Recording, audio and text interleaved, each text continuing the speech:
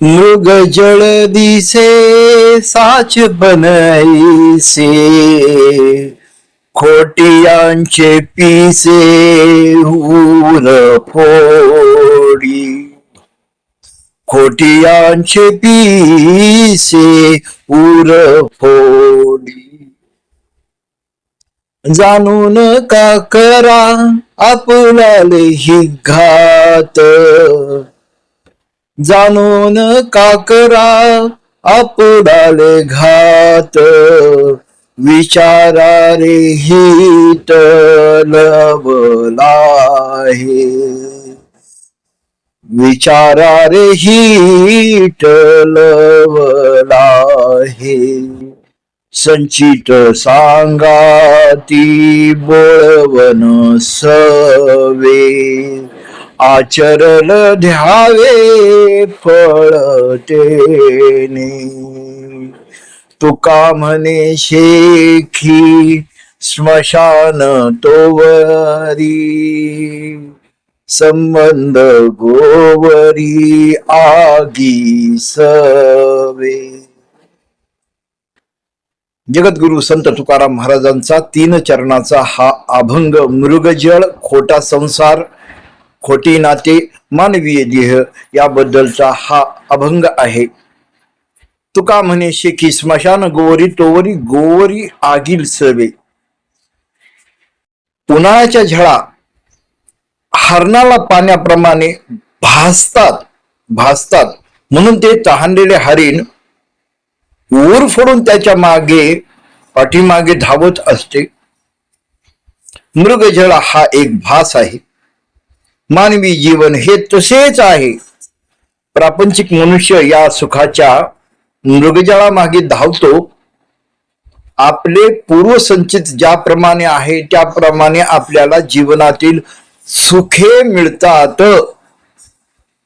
जगद्गुरु संत तुकाराम महाराज म्हणतात, मानवी देहाचा शेवट स्मशानात होतो.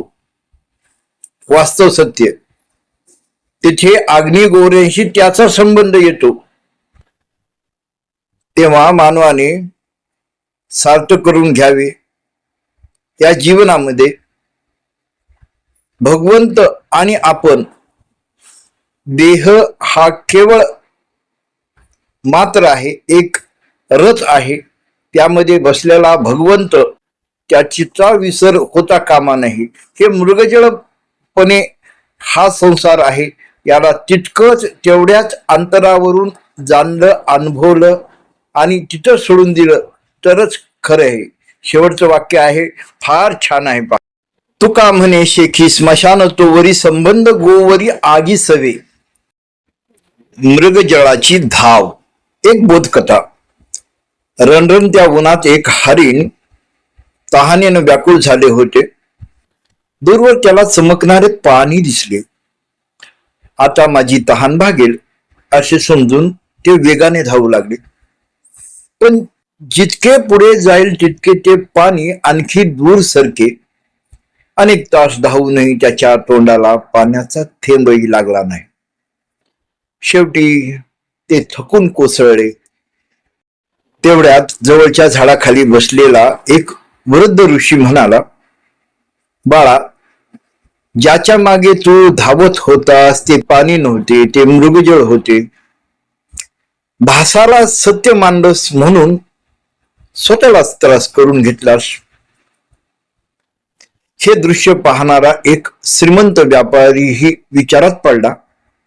आयुष्यभर अधिक धन, अधिक मान, अधिक प्रतिष्ठा याच्या मागे धावताना त्याने कुटुंब, आरोग्य, मनशांती गमावली होती.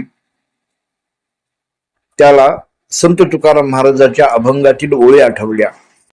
मृगजळ दिसे साचपणा ऐसे, खोटियाचे पिसे ऊर फोडी. काही वर्षांनी तो वृद्ध झाला. शेवटी त्याचाही प्रवास स्मशानापर्यंत झाला. त्याच्यासोबत संपत्ती, कीर्ती किंवा अहंकार काहीच गेले नाही. फक्त त्याने केलेले सत्कर्म आणि भगवंताचे नामस्मरण याचीच आठवण लोकांच्या मनात राहिली.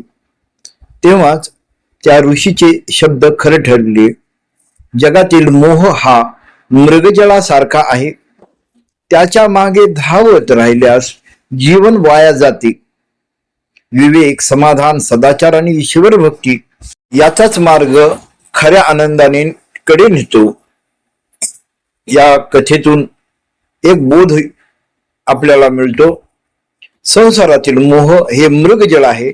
सत्याचा आधार नामस्मरण आणि सत्कर्म यातच जीवनाचे खरे सार्थक आहे. रामकृष्ण हरी.